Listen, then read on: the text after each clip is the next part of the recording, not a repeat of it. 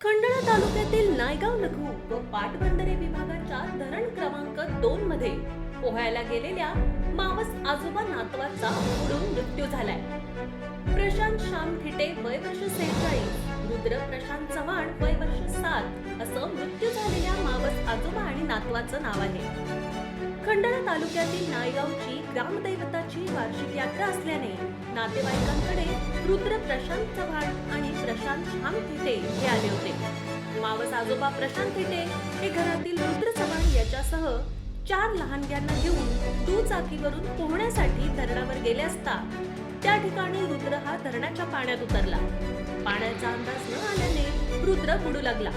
त्याला वाचवण्यासाठी प्रशांत थिटे यांनी पाण्यात उडी मारली, मात्र त्यांनाही पाण्याचा अंदाज न आल्याने तेही पाण्यामध्ये बुडाले. त्या ठिकाणी पोहण्याकरिता सोबत असलेल्या 3 लहान मुलांनी आरडाओरडा केला, मात्र कडक उन्हाळ्याचा तडाखा असल्याने जवळपास कुणीच नव्हतं.